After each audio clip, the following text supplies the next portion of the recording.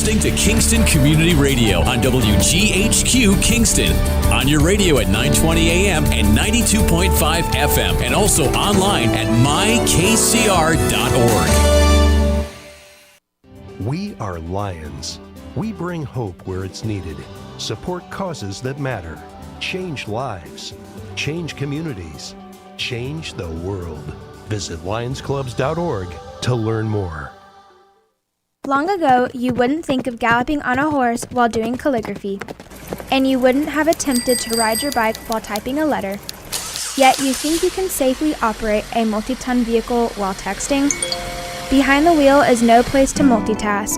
If you want to BRB, drive now and text later. Lives depend on it. Visit StopTextStopWrecks.org, a message brought to you by the National Highway Traffic Safety Administration, Project Yellow Light, Noise, and the Ad Council. Introducing the YMCA. Sure, you know the Y for a swim or a game of hoops, but we're more than that. We're a cause.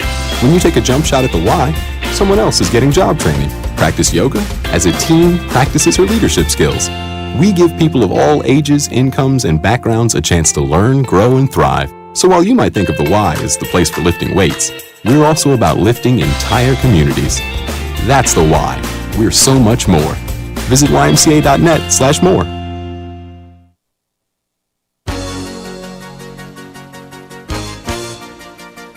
Hi, this is Winnie from the Rosendale Seniors, and I support Kingston Community Radio, and so should you.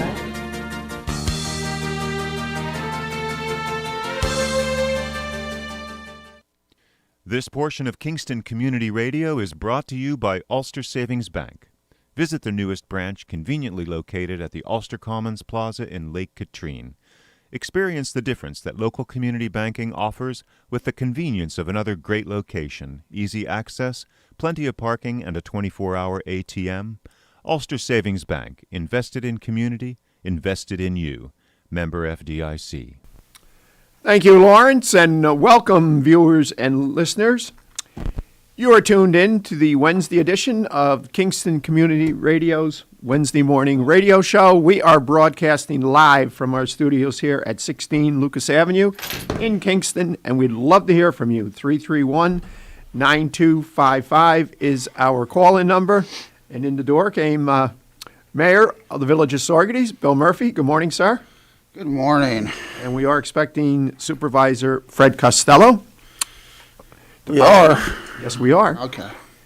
And we've got, let's see, I had to do some juggling around here. So at 7:30, we've got Neil Smoller. He'll be called in. Oh, good. And then at 8:05, Dan Whalen from the Boys and Girls Club. He'll be joining us virtually. And then Jillian Crane from the Children's First Responders. Oh, you did get a hold of her yesterday, huh? Yes, I did get a hold of her. She was very excited. Next month, we're going to have Joanna Black on because we had quite a conversation with all her endeavors and that space that she's renovated, the old Red Onion. Yep. So we're going to squeeze her in at some point next month. And just an update on the WGHQ Happy Christmas Fund. To date, we have received $62,611. And Lawrence, correct me if I'm wrong, but I believe our pledges were close to 70. They were, actually, the day of the event, they were 66. But, with all the extra money that came in, we had a lot. Tony had raised a couple $1,000s just by writing letters or sending emails, I should say, to some of his other, Lorraine Salmon sent $500 in from the Ulster County Community College, from the foundation. So I have to add all that stuff up. We're about $3,000 off our goal. Okay. Because I haven't added in all the other stuff yet, but we're about $3,000 to $4,000, and I have that rounded up. I just got to go around and collect it. And Gotcha. I plan on doing that by the end of the week. So. Then what about the boxes throughout Ulster County? I haven't got to them yet. They're emptied. We're going to tackle them Monday. Okay, so we got to add to that. Add to that, right? I'll bring from the ice arena. That you can bring that next Wednesday. Last counted that it was It was over 150. Oh, wow. So I wouldn't be a bit surprised, 200 or plus. I expect... and the fact that we're so busy this week, I generally keep it right through till New Year's. Yeah, you said that. The boxes came out for the banks on last Friday. They come out Christmas Eve. Right. Well, that makes sense. So I have to go and actually get online and look in the accounts with my mom and see what has been collected. I know usually Mid-Hudson Valley Federal Credit Union and Ulster Savings usually have, anywhere between, $500 to $1,000 in there. So we got to look in there and see what's going on. And last year we did so well and we were so busy we didn't get a chance to empty them all. So this year we're going to empty them all, add it to the total, and we should be good. I mean, we're already doing better than last year. Last year we were about $8,000 light from collecting stuff. So right now we're about $3,900 to $4,000 light from collecting. Oh, so that's what you figured that differential is from the amount pledged Yeah, to the for amount that 62,000 Yeah. right there is what from the day of the event. So we're about 4,000 light from, and I know where it is. I'm going to go get it. Okay. I've matched up all what I wrote down. No, I was just hoping that people didn't call. And Some of them just forgot. That's all. Well, yes, I mean, and that's all it was. understandable. They forgot. But I just hope that nobody would call in and pledge an amount and then renege on it. You know what I'm saying? They didn't do that. And when I called to remind them, they were like, "Oh my God, I forgot." Yeah, and people do forget. It's a busy time of the year. It is a busy time, and let's not forget, it was almost 2 months ago, the day of the event. Right. So no big deal. Yeah. As soon as I called them, they were happy that they're come right over and Good. And Good. most of them were big amounts too. I remember. I think it was George Post that told me like 5-6 years ago. He's like, "You'll never have a problem collecting the $100 or the $200 ones. You'll get those right away." Everybody they usually write them right on the spot. Yeah. And he was right. Usually, some of the other people, and one person, a couple guys needed receipts. I didn't know about that. We had new people answering the phones this year. Next year, we're going to be doing it here. We're going to have a computer system set up to where the person that answers the phone types it into the. We're all going to have, like, there's going to be a computer in here, a computer in there, and a computer in there. So the people answering the phone don't have to get up and keep running tickets in. Right. We'll see it right on the computer. Nice. We'll call it out right on the air. Very nice. Yeah. Very nice. I found out you could do it all on Microsoft Excel on a spreadsheet. Oh, yeah. Yeah. Yeah. That's it. Yeah. So that's what I'm going to do. Yeah. So. That's how I keep track of mine. Right. That comes in prior to what I hand you And we're all going to be on the spreadsheet on the same time online. So, Yeah. So, Mayor, what's new and exciting? I don't know. You don't know. But I do know one thing. What's that? Last week, I had reported to you that the snowman atop that beautiful Christmas tree at the Reese parking lot was not lit. And then, I don't know, I just heard a rumor from a little birdie that, set upon my shoulder. So did you hop up onto the village ladder truck and go up and repair that snowman? No. Or is that just a false rumor by the little birdie? That was a false rumor. That wasn't me. Now, the guys got the lift, I think, on Christmas Eve, and they got it, or not Christmas Eve, Thursday, the next day. Oh, that's what they borrowed the lull for. They borrowed your lift for it, yeah. Okay, all right. I was saying, what on earth are they doing on Christmas Eve? I did supervise it, but I was down there and I saw them. They actually took it off, brought up to there was something wrong with the thing, so they took it off, brought it to the So garage. you took care of the electrical short once they brought it down to the ground? Of course, yes. That's my expertise, So nope, we had to have that lit for Christmas. So they got that. They were right on it and took care of it. So I've commented previously here on the radio show, but I don't think the village has ever looked any better at Christmas time. The old J.J. Newberry's, that display, and leaving Stewart's in the morning, I go right down Main Street, and this morning, because it is very dark, it really looks spectacular. It's nice when a lot of the business owners this year, obviously Smith's always does it out, and their windows are always top notch, and the old J.J. Newberry's, she did a very nice job, and a few other buildings, so it always adds to it when the buildings take pride.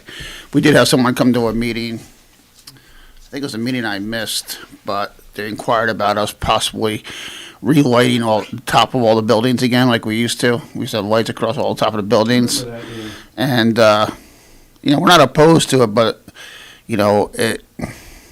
there are building owners who didn't want it anymore. That's why we stopped doing it. Like we had it, and every year the fire department would go out and check the lights, and they would replace any bulbs.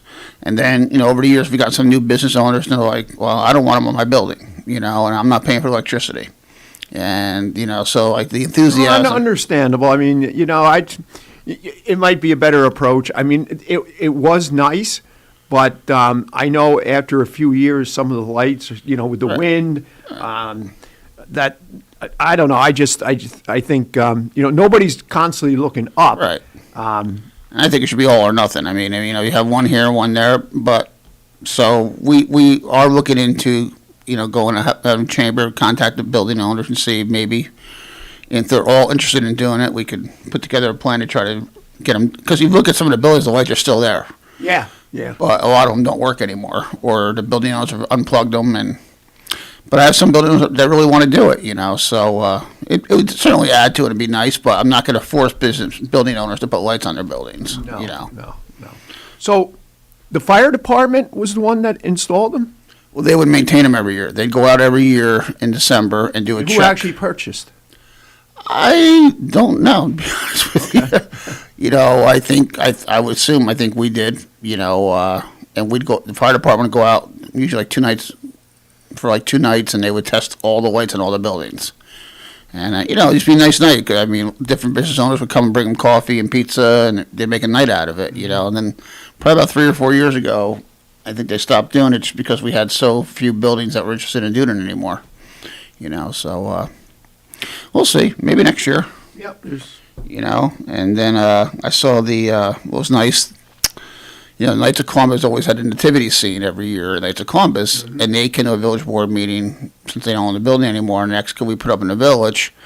And, we offered that we would, and then the American Legion did.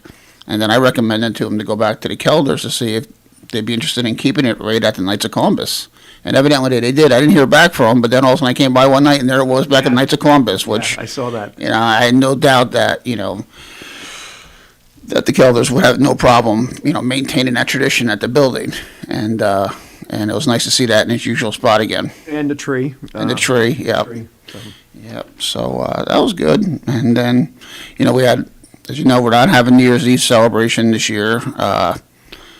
It's funny because I had a call last week with one particular newspaper, and I said, we're not going to have it this year. The committee met in November, which is myself, Chief Snagra, Freddie, Janine, Mayor, Bob Circonsano, Mike Ivino, and Cindy Benjamin, and we didn't meet. We just kind of exchanged emails as to how we were going to do. It was recommended that we put it off one more year, and seeing the way the numbers were going. So I informed that to the one newspaper.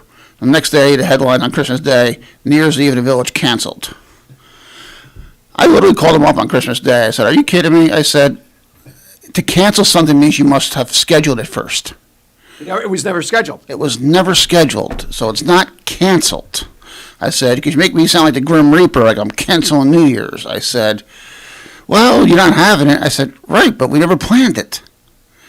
So, but then to the Freeman's credit, Ariel called me on Monday. Yeah, it's yesterday, right? Or Sunday. Today's Wednesday. So she called me on Monday and said, actually the same question. She goes, I heard it's canceled. I said, no, Ariel, it's not canceled. Okay, so Freeman had the correct headline. Sorgees chooses not to have New Year's Eve celebration this year. And I think it's the right thing to do. Yeah, and considering right now, 441 new cases across the country yesterday. That was the 441,000 new cases. I heard 465,000. Okay, maybe it's 465. That's what I heard on radio. I could have had I couldn't figure out, was that new cases or total cases? No, new cases yesterday. See, they said that on radio this morning, and I'm like, they said 465,000 new cases, and I'm like, is that total or is that just one day? And then in New York State, 1 out of 5 that tested positive. My God. And those numbers are the highest at any point since the pandemic started. I did hear that. So yeah, it was the right, and I told, and I in my statement I released, I said, please go out, patronize the local restaurants, stay local. We just don't need to have a mass gathering in the street at midnight, And people forget, it's like, this has not been like a decades-long tradition. I think I started my first New Year's celebration in 15. Yeah, I'm trying to think. I don't think it's been more than 5-6 years. So that would be right, 15. It was the New Year's that went to 15. No, New Year's Day went to 16. 15 to 16 is the first year I did it. 15 to 16? That's the first year I did it. And I just, for personal reasons, I remember why. As the year my brother passed, he died in... I think it was 14 to 15. 14 to 15, yes. Now that I'm thinking about it, was. because I'm thinking about how the weather was. Yes. And then 17 to 18 was that brutal cold. Oh, it was awful. brutally cold. Okay, I think the hydraulics on Mike's truck seized up, froze up. Yeah, we've done it 5 years, which is nice, and I'm glad it's a tradition we started. But now, and again, last year this time we're saying, okay, it's canceled this year, but we're hoping to have it next year, and here we are next year, and we still can't do it. But sitting here and thinking about where we were last Christmas and thinking, wow, by next Christmas, meaning now, we would be out of this. The vaccines would be working.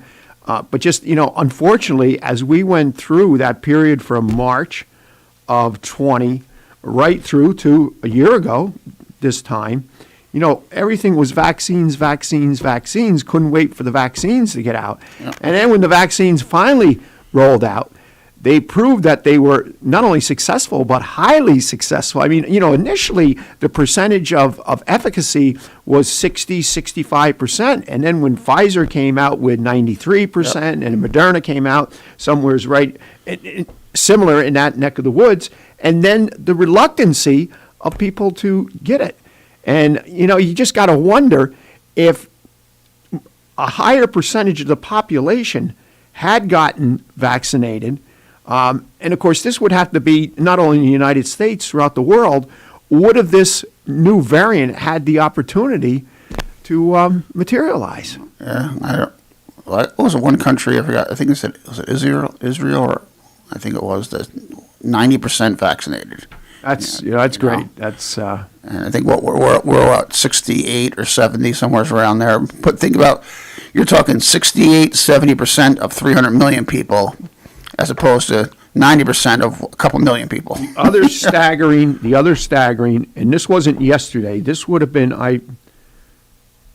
probably been Monday, unless I heard it on Monday for Sunday on World News, was that the number of deaths in New York State, out of all the deaths in New York State, only 1% of that number were vaccinated. Yeah. Oh, 99% of the deaths were non-vaccinated individuals. Well, now, if that doesn't tell you something right there, it's and every day right now, like a year ago, I still knew very few people who were infected. Every day right now, I'm hearing people I know that test positive. And not only that, but I mean, I hadn't known anybody personally that had passed in the first year, and I've known 3 people in the past month that passed. Right. I mean, not so close personal people, but people I knew, Right. And socially. And those 3, from what I understand, weren't vaccinated. I don't know for sure, I know 2. I know 1 definitely wasn't, and then the other 2 I heard weren't, but if we're thinking the same people, and obviously we're not mentioning any names, I know that 2 out of those 3 were not. And it's hard to judge. You don't know why they weren't vaccinated. And you can't pass judgment on people. Because I have a very, very close friend, one of my best friends, and you know him as well, who's not vaccinated, but he has legitimate medical reasons why he's not vaccinated. There are some, and I know of 3 people who have blood disorders, right, and their primary doctor or their hematologist will not give them authorization for a vaccine. So, that you can't hold against anybody, certainly. And again, it's hard to hold free choice against people, too. People who choose not to get vaccinated. I just don't understand why, if you don't have a medical reason. That's, and again, I respect everybody's own decisions. Everybody, it's your own body. However, if you're doing it just because, to make a statement, it's not the best statement to be making. True. But, there's people out there who refuse to get flu shots. I get a flu shot every year. Yeah, and that's the other piece of the puzzle here. The flu is running rampant throughout the state, throughout the Northeast, the Hudson Valley. And here again, I know of 4 that had COVID-like symptoms. 3 of them went to their doctors, and they had all tested negative and were diagnosed with flu, which, at this time of the year, you stop to think before pre-pandemic days, the percentage of people that had the flu, and they would come out with these elevated levels of the flu, whether it was low, medium, or high in any one given area. So that's making things even more complicated. Well, you'll like this quick story. I ran into somebody, and again, we won't mention names, and a friend, good guy. I ran into him on Christmas Eve, and he was complaining that he couldn't get a test. And I said, well, the town, I am at Village Hall. I've been giving them hours on the Village website. The town, I heard the town drive-through was a shit show. I said, no, it wasn't. I said, it was the opposite. I said, it was the opposite. I said, every car that came in had to fill out names.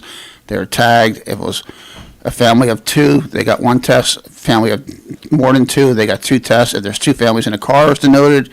He goes, well, I know one guy who got 4 tests for his family, and that's wrong. I said, well, there were people who cheated the system. They came through twice. That can't be controlled. But I said, the town did an incredible job giving it out, extremely organized. And he's like, well, and he's like, I really need a test, and I got family coming over. So I went home, and I had my 2 tests at the house, and about 4 o'clock on Christmas Eve, I drove to this person's house. I said, Merry Christmas. Here's a test. And he was very grateful. He's like, oh, that was going to be the next thing I was going to ask. But, why do people have to take and amplify, or in this case, it was far from being accurate information. I defended it, and because I was there the entire time. Right. Supervisor Fred Costello just walked in from town of Saugerties. He was there. Okay, and if anything, Mark Ryder, he spent the whole time there from. And I think when I said to him, I said, we found out afterwards, and Greg had told me that there were people. They identified 3 or 4 people who went through the line twice and got double the test. And you know what? You can't fix that, okay? It's hard when you have people, and some of the people there were volunteers. Absolutely. Okay, to put them, and, I've always said we're experiencing at the ice arena right now with people refusing to wear masks. Don't get into confrontations. We're not the police, okay? Right. We weren't the vaccine kit handout police, and we're not the mask police. It's the same way when security goes and maybe locks the satellite parks. If somebody refuses to leave, they don't get into a confrontation. That's not our job. That's that's the police department's job. So it's very, very difficult. And that person has to understand, if that person was handing out those vaccines kit, would that person want to be put in that predicament and have that kind of a confrontational matter?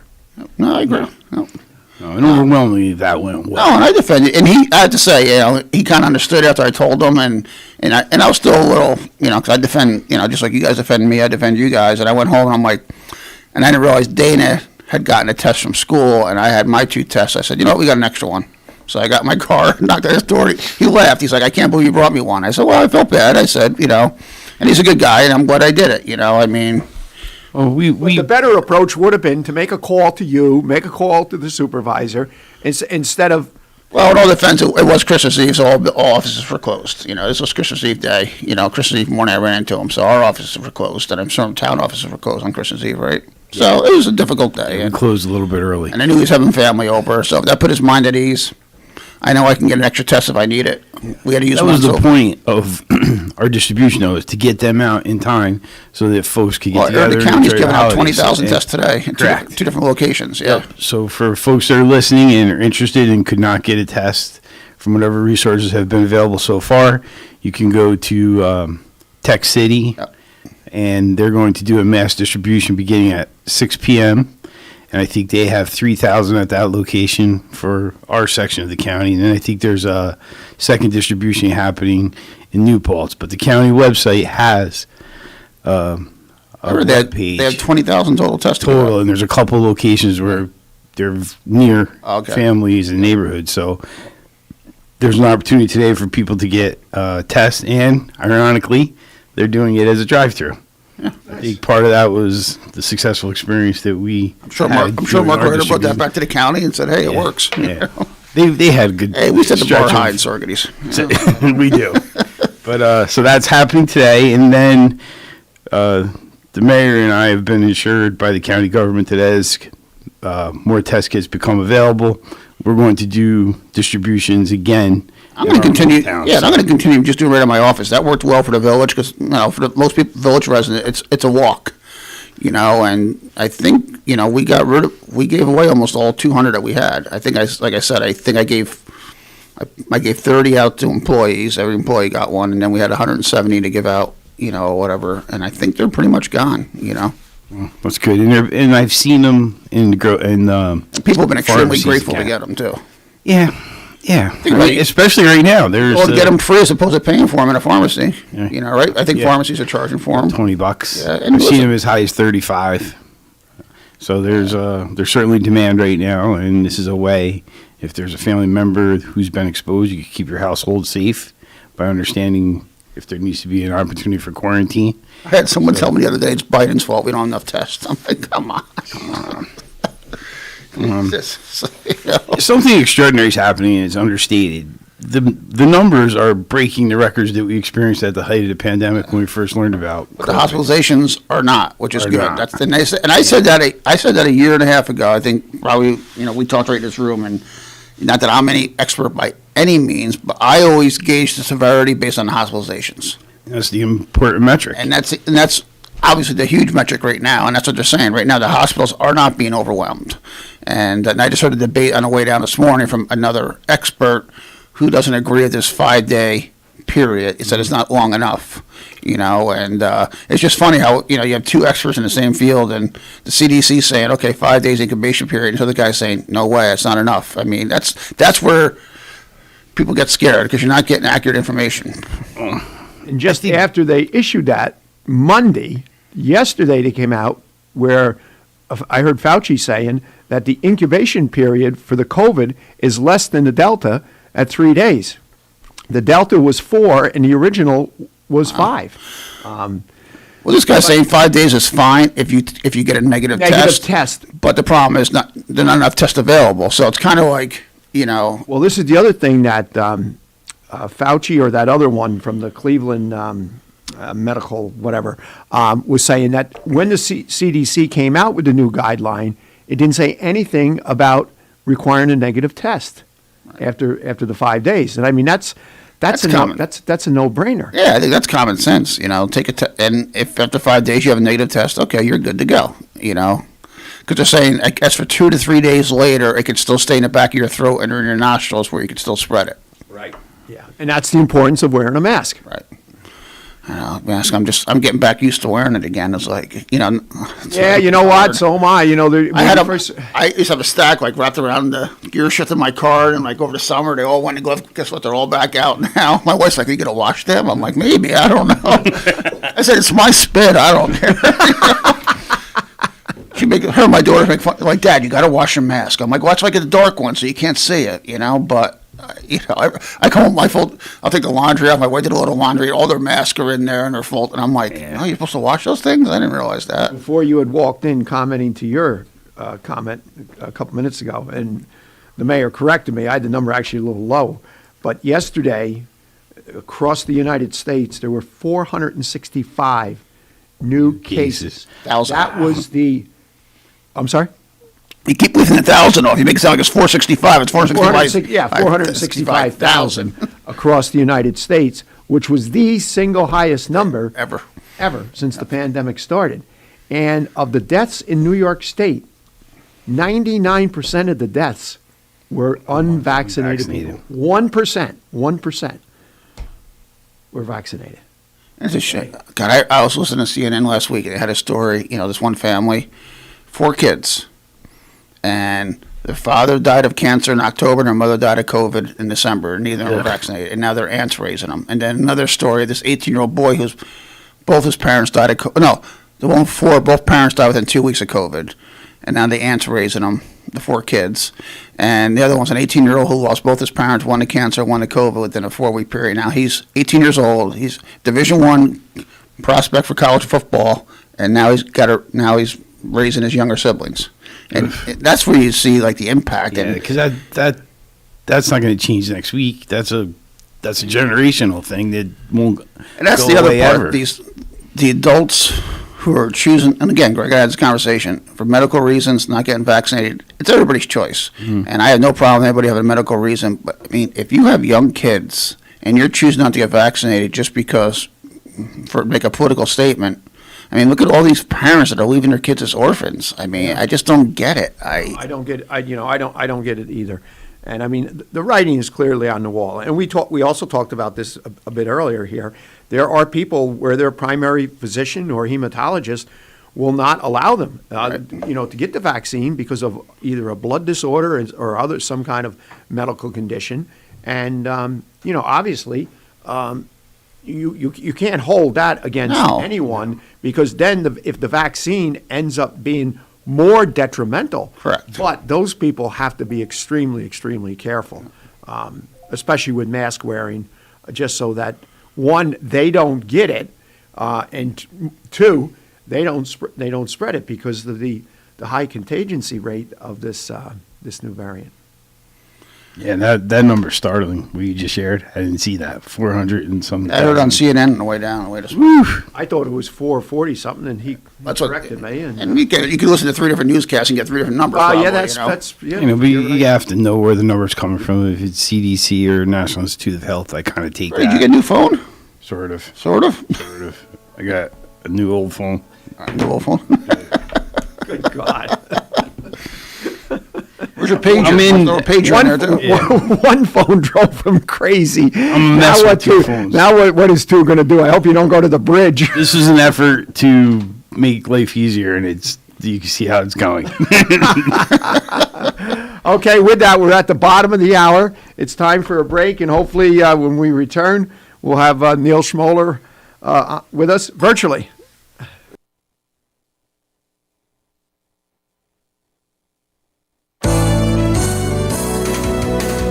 You're listening.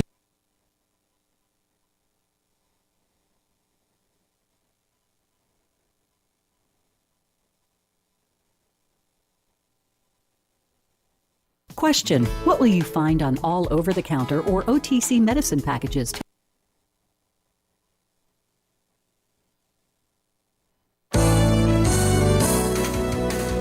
You're listening to Kingston Community Radio on WGHQ Kingston. On your radio at 920 AM and 92.5 FM, and also online at Long ago, you wouldn't think of galloping on a horse while doing calligraphy, and you wouldn't have attempted to ride. All right, something's wrong with the commercials. All right, so I can't play commercials for some reason, so we're just going to have to go right to Neil. Neil's on the line. Good morning, Neil. Good morning. That was enthusiastic. Good morning, Neil. Thanks for joining us. Yeah, I appreciate you doing this, jumping in here. We had a cancellation, and it's been a while since we heard from you. I'm sure you got quite a bit to share with us, so thank you for taking the time. No problem.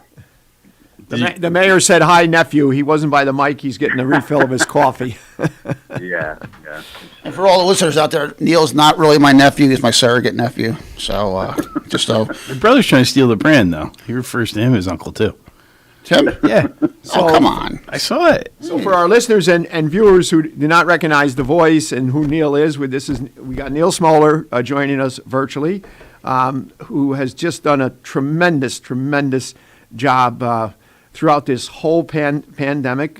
He's also the owner of Village Apothecary in Woodstock, and you still continue to go and go and go. Yeah, it's crazy, man. I just keep saying yes. The problem is that everybody knows my trigger button. Like, if you just say, hey, good job, Neil, I appreciate it, I just do more, and that's part of the problem. That everybody is saying, thank you, you're doing awesome, and then I just end up saying, all right, well, let's just keep going. So we are everywhere right now. We're currently, besides doing vaccinations, we just crossed the 52,000 doses given mark, so we're almost more doses since I stopped doing clinics given after that point than before, which is crazy. We're almost to that point where we're halfway there. And so we've got that, but then we're also testing, and we're helping school districts meet the state mandate. And so we are in 99 different sites every week. 99? Ulster and Dutchess County. It is insanity what I have going on right now. We have 40 new employees, that are getting their supplies from our store and then schlepping all across 2 counties to get to the school districts before they open at like 6:30 to test faculty, staff, and students to help them comply with a mandate. And so we have this intense testing program that's operating in the community, and then we have tests now being done at the apothecary, and we seem to be the only place that has a supply on tests. And so we are extremely popular right now. I've never seen my store so stinking busy with people coming in for testing. And so Neil, these people are coming in to get tested at your business or to buy kits? Yeah, both. For some reason, I was able to get, a line on home test kits where nobody else can. And the line is still open, so I keep buying them because people keep getting them from us. And if you don't know much about the testing supply chain, there's shortages. So then they jack up the prices. And then, basically what people were buying tests for a couple months ago before Omicron was a threat is what they're trying to sell it to me for. So then everything gets marked up exponentially. And so I've been able to find sources at the same prices to keep the prices contained because everybody else is just buying whatever they can and then jacking the prices up. Yeah, I observed the prices ticking up. And it's a little bit unfortunate because I think it disqualifies some families from being able to have a number of kits. I was at Neil's. Of course. I was at his apothecary last week. I think I counted 8 people working that day. Yeah, it was just a madhouse. And we have our nursing staff coming in and helping out, and it's a madhouse in my pharmacy. We have to have crowd control people. It wasn't too bad when I was there, but it was busy. Definitely busy. I think I was there last Monday or Tuesday, and staff was great. It's just too much, man. To be quite honest with you, it's like. I asked them where you were. They said we don't know where the hell he is. You could guess, one of 99 That's sites. what I said, where's my nephew? They're like, who knows? He's someplace. He's all over the county.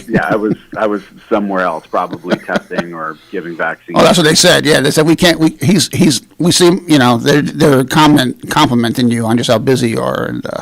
Yeah, it's pretty intense. The whole process has been pretty wild. So I'm happy to do it, of course, because just like with the vaccines, if there wasn't a big source of this stuff in the who would be doing this testing in the schools if we didn't speak up, right? So we started out with just a couple districts in Ulster and a couple districts in Dutchess.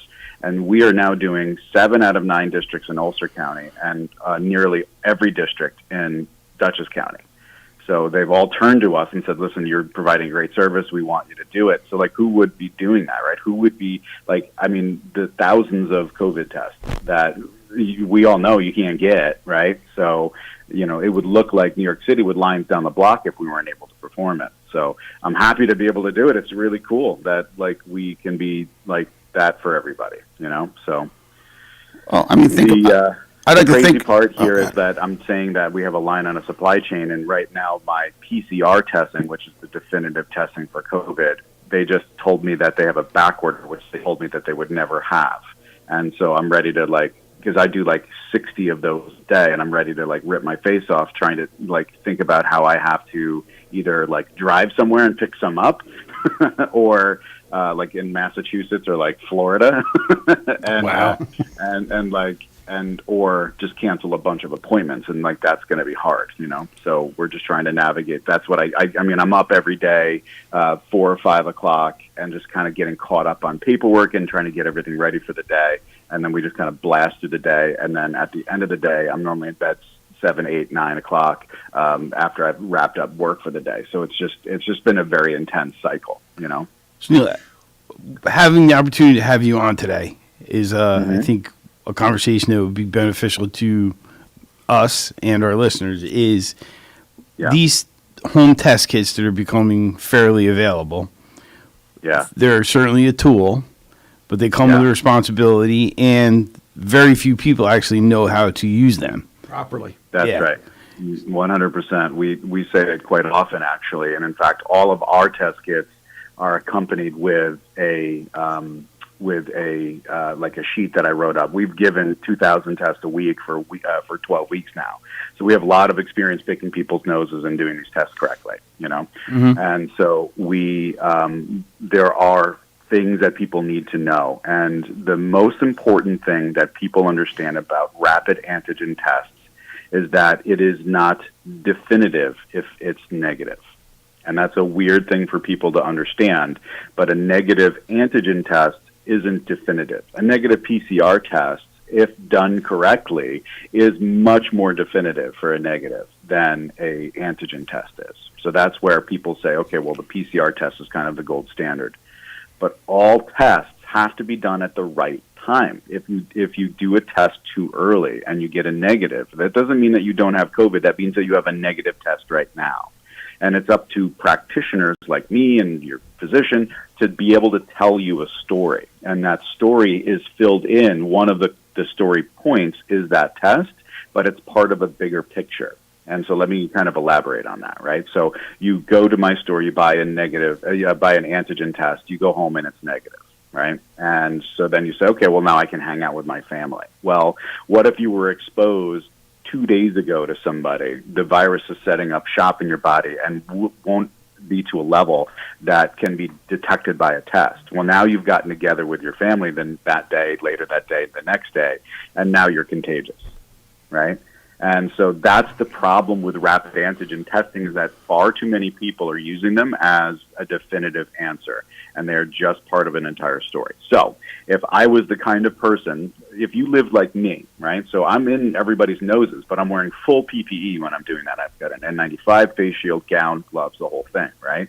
So I'm not getting COVID that way, right? But if at home, we are pretty much locked down. We just hang out with my sister-in-law, and we're just at the house. The kids can't go play with their friends. We are just at home is pretty much what we're doing. That's one part. I've gotten my 2 vaccine doses. I've gotten my booster, right? That's another part of the story. And then the third part of the story would be an antigen test. If I took a test and it came out negative, because those other things are true, I've been behaving myself, I don't go out to dinner, I don't do all that other stuff, I'm boosted, vaccinated, and I only hang out with certain people that I know are doing the same thing, then that negative test is pretty much, you don't have COVID, right? That tells a full story. But if I was going out to restaurants and enjoying myself and not really wearing PPE correctly, never really wore a mask, didn't get my booster quite yet, and then I got a negative antigen, I can't really hang my hat on that. The whole story kind of says, that's not a good answer. And so that's the most important thing that people understand when we're looking at this, is that you have to. The variable in the scenario you just described is that there's 3 of us fairly in close proximity this morning doing a radio show, and so the 3 of us, we are vaccinated and boosted, so we check many of those boxes. However, if I was exposed as a result of being somewhere where someone became ill, and I took the test this morning, but it happened yesterday, it's likely that I may not be contagious yet, but I could still be carrying the virus. And at some point today or tomorrow, I could be contagious to others. Yep, that's exactly what I'm saying, is that you could potentially have a negative COVID test, which just tells one part of a story. And that's it. So, Neil, let me ask you this. What, in your opinion, and maybe this is an unfair question because maybe it varies case by case, but from the time you have direct contact with an individual that is confirmed positive, what is the time frame out? Is it 48 hours? Is it 72 hours? Where the ideal testing? The CDC says 3 to 5 days is the current and recommendation. So it's 3 to 5 days post-exposure. So somebody says to you, hey, man, we were just hanging out. I'm positive for COVID. It doesn't make sense to test anytime inside of 3 days. You want to test at least 3 days out, and it would be best to test closer to 5. Then that's if you're asymptomatic. If you become symptomatic, then you can probably test a little bit earlier. Right.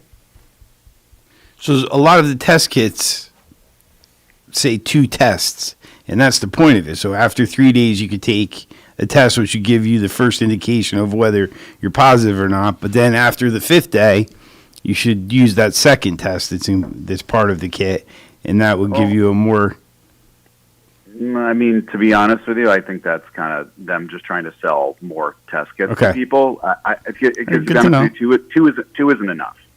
To do rapid antigen testing correctly, it needs to be done regularly. That's what the advantage of rapid antigen testing is.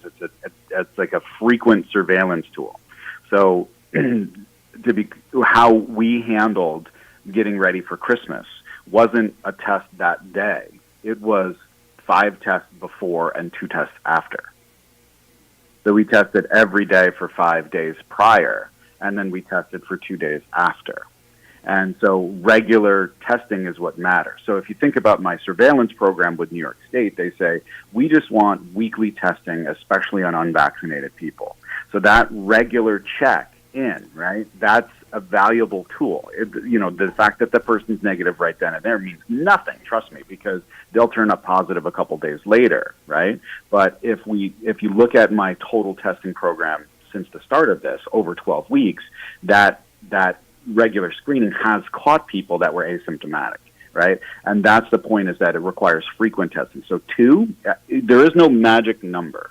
The testing is a part of a story. And as we've said with COVID, it's all about multiple mitigation strategies, not just vaccination, not just boosting, not just wearing masks, not just social distancing. Everybody that is anti this COVID stuff, with no answer to be given by them, by the way, is against one or more of those things. But and they may have solid criticism that masks won't stop COVID, right? That is true. Nobody said it won't.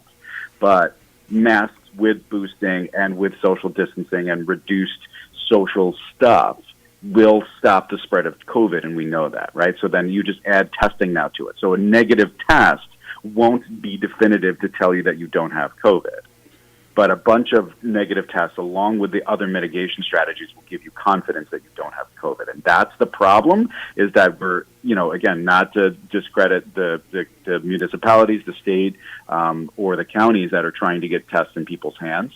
We're getting tests, which is good, and we're trying to mature up our supply chain so that way we can deliver lots of tests to people. But we can only give people 1 or 2 tests. And then people are using it as that definitive, okay, I don't have COVID. And that's not going to help us. That's actually going to make it worse. So from listening to you, ideally, if a person is asymptomatic, was in direct contact with an individual that tested positive, 3 days out, 72 hours out, they test. Mm-hmm. And then 2 days later, they retest at the 5-day mark. That's it. Mm-hmm. But I guess my question is, and I mean, I'm not downplaying it because I've used the test, is really, when does the test period end? Because, all right, so that 2 days after you test negative, okay, but what if you're exposed for some reason in those 2 days? When does the test end? Should we be taking tests every day? I mean, it's like... so you know what I'm saying? So the best mechanism for testing in a population, so they have this stuff called pooled testing. So there are some populations that submit testing every day, right? And so because almost everybody's going to be negative, they lump 20 to 40 tests together, right? So you're in line with 20 people, and those 20 people, you get swabbed, and all of your swabs go into one sample, and it's cheaper because it's all these people at once that are doing it. And then if one of those people come up negative, or that whole sample comes up negative, then all they have to do is retest those 20 specific people, but then all those other pods of 20 don't have to get tested. And so that's how some populations will handle. They'll test everybody. So I'm not speaking out of turn, but the Millbrook School, which is a private school, that's how they test their population. So those kids, it's a contained unit, right? It's a boarding school, right? And so they do pooled testing to kind of test every single day, but then they can identify, and it's cheaper. Other places, here's an example of testing that is much more efficient. So you have somebody who's unvaccinated that's exposed. The Test to Stay program, which is a New York State CDC thing that New York State allows, we do for Wappinger School District, Beacon School District, and now Arlington School District. Wappingers has a kid that's exposed. They would have to go home for 10 days. But instead, we do Test to Stay. So now we test them every day for 7 days, and as long as they're negative, they stay in school. Now, do some of those people turn positive? Yes, of course they do. But 11 out of 177 kids turned positive the day before Christmas. So all of those kids, 160 kids, get to go back to school. So this is kind of like a focused testing intervention. So again, for you, does it make sense to test every day? No, it just makes better, because you're right. People are going to, like, I walk into grocery stores. Now it's a mandate, but like I walk into the gas station, right, and I see my patients that I killed myself to make sure that they got their doses for, that have super comorbidities without a mask. And they're walking into just like a convenience store to do that. What else are they doing in their lives that isn't correct, right? They lick the door handle on the way in. Right. So does it make sense for everybody to test every day? Well, I mean, if you're going to live your life kind of like willy-nilly, then it might make sense, but we don't have the supply chain for that, right? So exactly. Right. So it's tough. And so the answer is that, we are going to be in this hell for a long time. I mean, the bottom line is the test is not the answer. The test is a barometer. Right. The test is one part of a story, and that's what's important. Now, if it's positive, there's a lot of talk about, false positives with antigen tests. And to be honest with you, if it's done correctly, I don't find that to be true. Mm-hmm. Every single positive that we've done, which is probably 10 a day, at our store, and probably 20 a day in the school districts, those have been confirmed positives. So the positives line up really, really well. So if you're positive, you're positive, Mm-hmm. Right. For our listeners and viewers, Neil, do you need an appointment? So the way that we're handling antigen testing right now is that you do not need an appointment for an antigen test. You do have to be registered, and that's the hardest part. Is like, when you get your vaccine, you have to answer all those stupid questions. Well, you have to do that for testing too, right? And so that's the part right now that we have people do in advance. And so, we require people to be registered for PCR. We do require appointments. And like I said, I'm going to have to give a lot of people some bad news this morning, because it doesn't look like I've got a good supply. I was hoping that while we're talking here, I was going to get some answers from some people, but I don't know. So, but that's for the PCR, correct? The PCR test, yeah. Mm-hmm. So, that's a big nightmare, man. This whole thing has been insane, Yeah, it's just been crazy. Hopefully you kept a diary, because your experience in handling this from the very beginning, I think, has been extraordinary, and I think it's probably been overwhelming on the daily. So hopefully you have some notes or references that at some point in the future you can kind of memorialize everything that you've been through, and what you learned, and you did help a lot of people. So that's got to make you feel good at some level. My God, yeah, like it's incredible. Like, the whole, like I said, there was something wrong with me mentally, clearly, right? I've known that a long time. There was something that I felt like I had to prove in myself since I've been young, and this definitely helped me scratch that itch. And that's actually what I said to my crew, the volunteers, when we did that award ceremony. Was like, listen, like, not only did you help the community, but you helped me like fix whatever was wrong with me. Like, I was able to paint on this bigger canvas and help so many people, which I always knew I could do, but I never had the opportunity. So like, I definitely am professionally fulfilled by this whole thing. You see, not only should he be doing a diary, but when we get through this, and more than likely, and how do you feel about this? Because this is my analysis of the thing. I don't think coronavirus is ever going to go away. I think it's going to be with us, just like the flu is with us, and just like others. But maybe a better way to put it, once we have this under control, Neil's going to write a book, and he'll become a billionaire. Sounds like a good and he'll plan. have autograph sessions, because he'll have too much time on his hands. Yeah, that's right. I'm bored, so I want to do that too. Yeah, I mean, I know, like, the more important thing here is what you just said about it's going to be with us, and I think that's important for everybody to understand what that really means. And I believe that Omicron is kind of the real test here. So if Omicron ends up actually being mild for people that have boosters and people that get infected with it, and it ends up, we don't have the long COVID stuff, the hospitalizations stay low, then policy is going to turn really quickly. And it already has started, right, where the quarantine period is now 5 days instead of 10. Right. And so we've have a turn in policy, and that's what's going to start to happen to make it more normal. So mask mandates, I think, should follow surges. So as soon as we start to see a new spread, it should be done a month in advance, not like a week before it hits us, right?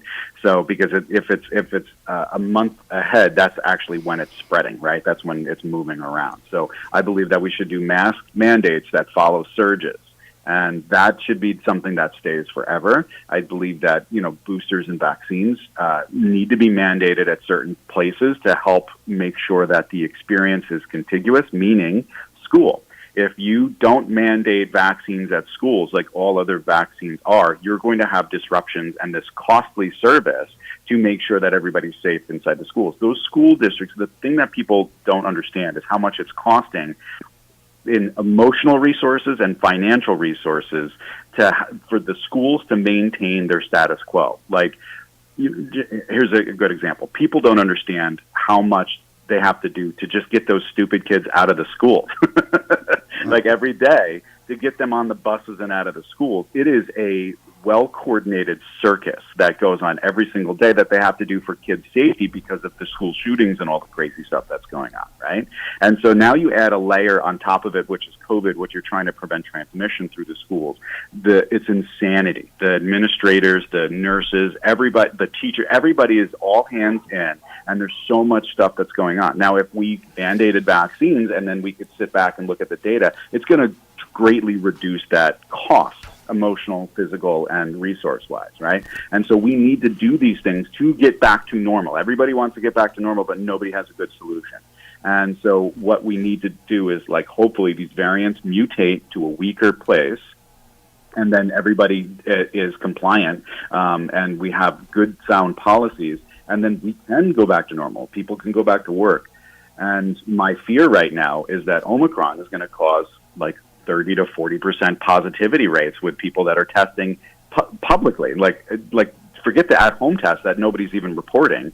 We have a 30% rolling average right now, right, in some areas.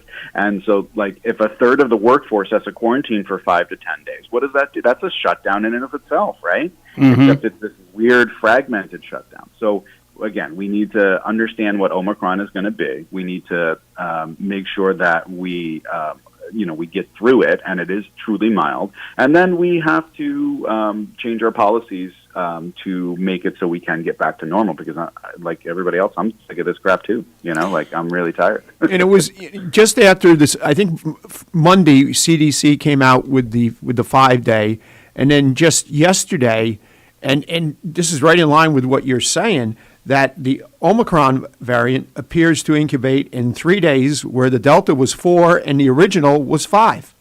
Yep. It's turning into a cold. I remember that verbiage early on when everybody was saying, "Oh, it's just a cold." Well, now it's kind of getting there, where it is spreading fast and it's symptomatic. I think the most badass thing about COVID was that it hid for so long, and then it took so long to treat. Right. So it's too patient for our lack of patience, right? There's too many of us that are instant gratification, especially now. And so if we don't see the connection between, I had contact with this person who was asymptomatic, and then 2 weeks later I got sick, right? That connection was just too much for people. But now with this, that person has symptoms, and 3 days later I have symptoms. Okay, that makes sense, right? And then people can start to wrap their little brains around it, right? And so I think that will help, right? It'll help, because then people will be a little bit more conscious of what's going on. So do you think, it's been talk, is Omicron an endemic now? Is that where we're headed, they think?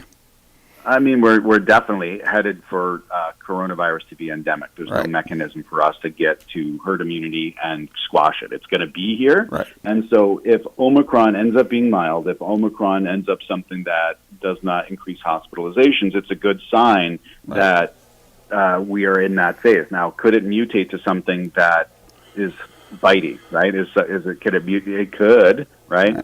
And that's the problem, is that, we can't just resign and say, okay, well, it's endemic, it's not a big deal, because a variant that comes out that is Omicron but deadlier, which I don't know from an immunologist standpoint. I'm not one of those guys. I just listen to what they say because I'm a moron. They say that that's not preferred, but it could happen, right? It could mutate to something that kills more people. So there's always that, but who really knows at this point? We're just kind of like winging it, right? Well, you're certainly, one thing that I completely disagree with you are not a moron. You have just done a phenomenal. We'll say. Yeah. You've done a. I'm talking. Don't about that, because we're just about out of time. But you were a wealth of information here. Some things I didn't even know, and the way you described it, you did it very, very eloquently with telling a story and the parts of the parts of the story. I do want to add something nice, though, in all sincerity. I mean, this region, I'm sure Neil's not the only one, but I mean, think about how many lives he's probably saved through his efforts. Oh, yeah. Absolutely. And, between the vaccinations and the test and just him, honestly, I mean, this communities will be for eternally grateful to you. I appreciate that, man. I appreciate that a lot. And it's probably the last nice thing I'll ever say about you, but I'm going to say it, okay? I would feel bad if we didn't mention Morgan. Holy cow, she became a hero too. Oh, wow. Yeah. And your whole staff, like I said, when I was there last week, they were fantastic. You got a great crew around you, and what you guys have done is just, we'll forever be grateful to you.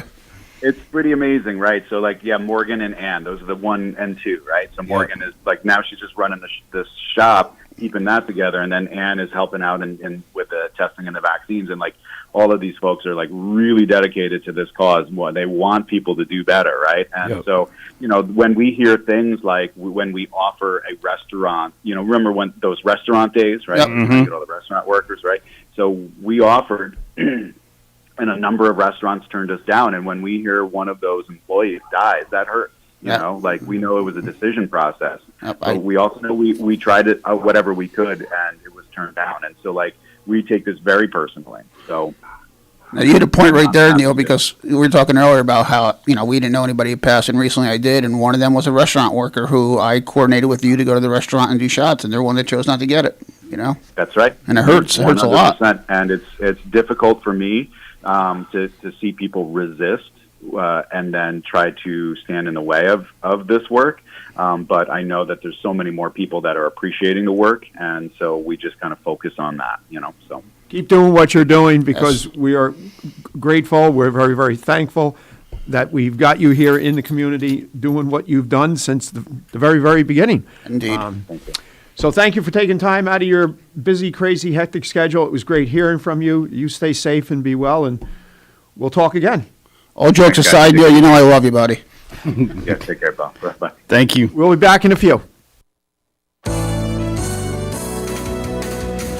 Listening to Kingston Community Radio on WGHQ Kingston.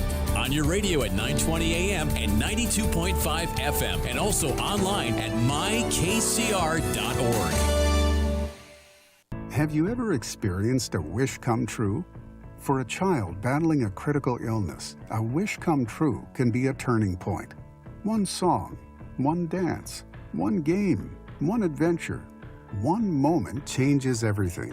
Make-A-Wish needs your support to grant the wish of every eligible child. Visit wish.org now to help grant more life-changing wishes. Together, we can transform lives, one wish at a time. Hi, I'm Steve Thomas for Habitat for Humanity Restore. Habitat Restores are nonprofit home improvement stores and donation centers that sell new and gently used furniture, building materials, and appliances to the public at a fraction of the retail cost. The Ulster County Restore at 406 Route 28 in Kingston needs your donations. Call our hotline at 845-853-7499 to schedule your free pickup. And thanks.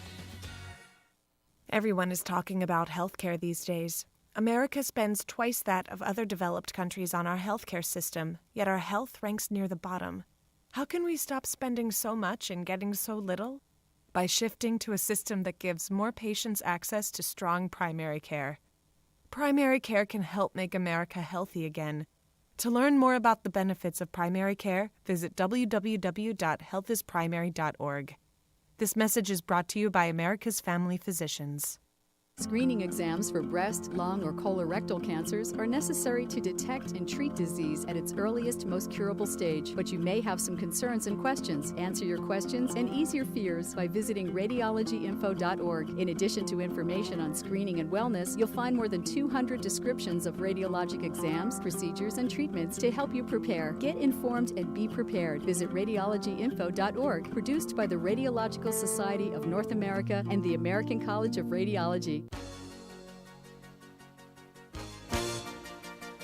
Hi, this is Winnie from the Rosendale Seniors, and I support Kingston Community Radio, and so should you.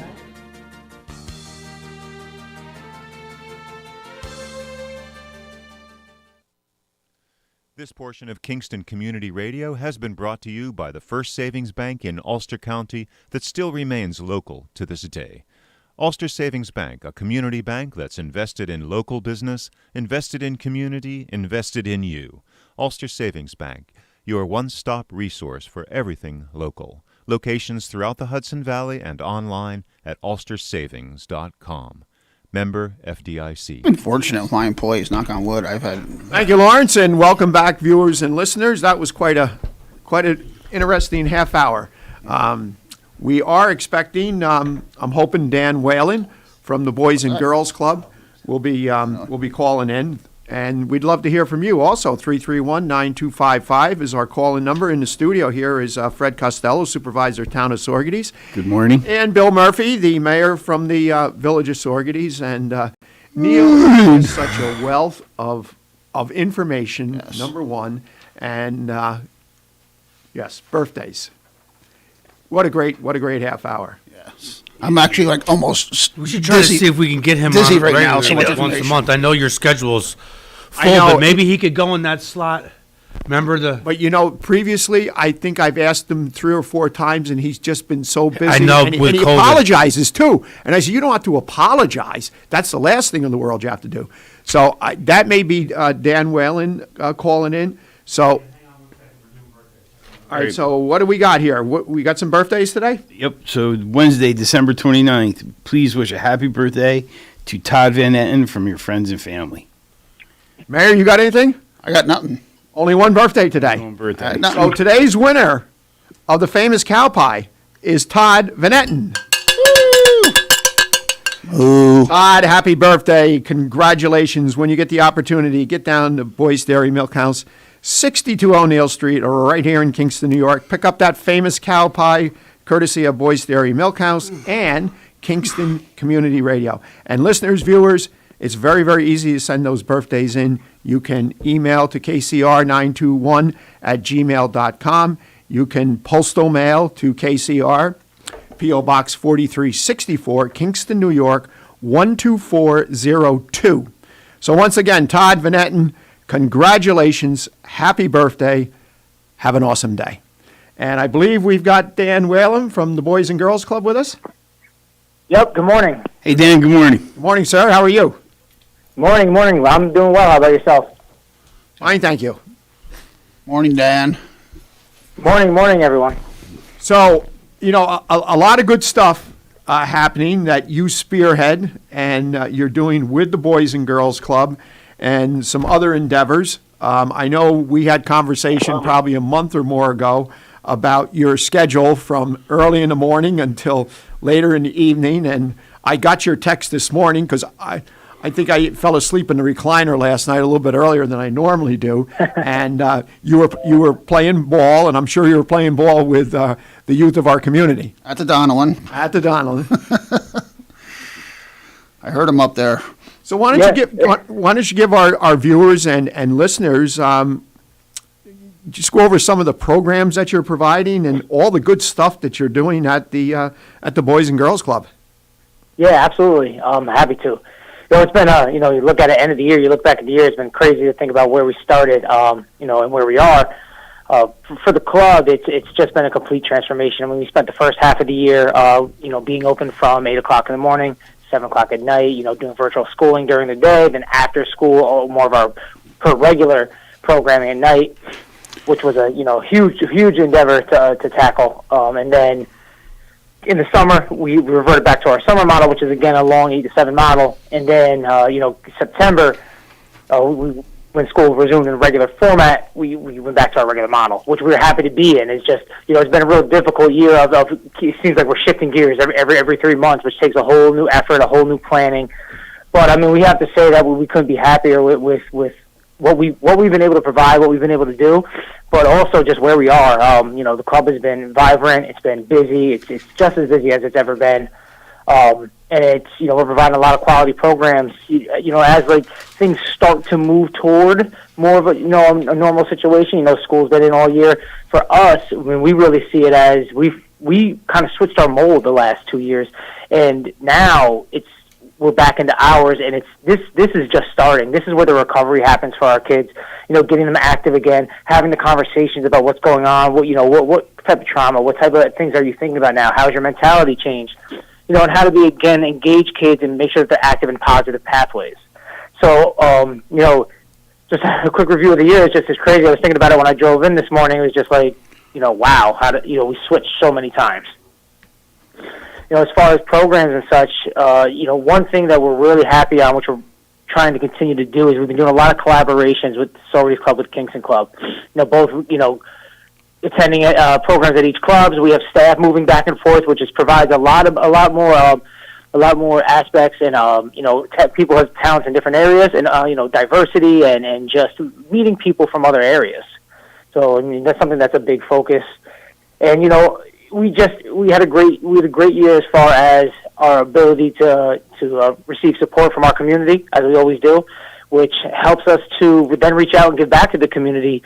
And one of the biggest things for me has been being able to really show that we're a community organization. We worked with Diamond Mills, to provide Thanksgiving dinners. We're providing meals on a regular basis through support of the community at the club. And it's just, these are things that we try to reach out and do even beyond just our regular borders. You guys are always at the forefront of that. And, some of the programs I think you've came up with are creative, and they are welcoming, because not every young child is artistic or athletic or both, or many of those things. And I think the menu that you've put together to give each child that opportunity to express themselves and learn and grow is notable for sure. Yeah, one cool program that we're excited about is I've watched it kind of grow over the last couple of years. Is our cooking program. We've been working with the kids, trying to get them more handy in the kitchen. These are things that lead to jobs. Obviously, especially in Sororities, a booming, restaurant, hospitality businesses, and try to put them in positions for that. But also just life skills so they can live effectively, affordably. And we've had these progressions where we've gone down to the farmers market and we've gotten goods, as well as grown some in our garden behind the club, taking those, used what we had there to make stuff for our kids, and it's cool to see evolution. And that's a perfect example. Cooking is a creative outlet. It has an opportunity. It's also a life skill and a work skill. That's a terrific example of a creative way that you give young folks an opportunity to learn and grow and mature into young adults. Hey, Dan, I was talking with Joanna Black last week, and she's telling me you guys are partnering with her as well now, right? I'm sorry, that didn't come in, Bill. Joanna Black, you guys are partnering with her group now, from Woodstock. You said with Joanna, correct? Yes. Yeah. We've had a lot of people reaching out to us about what we can do, and I know that Joanna Black has reached out to us about how we could be supportive, and thanks for bringing it up too, because the question was, what do we need the most? One of the things we have focused on for the next year or two is we really need for the club to be open on Saturdays.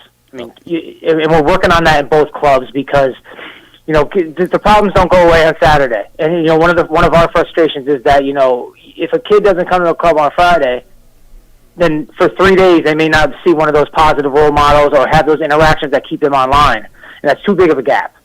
So I know Joanna's working with us, as well as some other people, on what do we do? How do we get this to the space as well as, like we just talked about, food. Food is very important. Through COVID, there's a lot of left, rights, ups, and downs, and we're looking to dive into some ideas of programs of how we can provide a good, healthy, hot meal every day. Do you do a backpack program on weekends? I'm sorry, what'd you say? Do you have a backpack program for weekends? No, we don't right now. We've had times where, and this is something I encourage all people to take into account. Right now, this month we have, and we've been on top of. We've gotten a big donation from the Elf Club that got toys for our kids. We worked with adopted a family. We got 15 families in. So for Christmas, we sponsored their toys obviously through our sponsorship. But the thing is, we do this month, and then when January and February comes around, in March, it starts to get dry. So we seem to have it in pockets, and what we need to do is provide a more sustained program. Okay. You can see the link to the holiday season. Around Christmas, people are feeling Thanksgiving to benevolent, Christmas, right? Yep. And they want to make sure, which is great, but those other months are equally as important. People get hungry every day. Exactly. So I'm glad we brought that up. But and I had quite a conversation with Joanna yesterday, and we're going to try to get her on the show next month.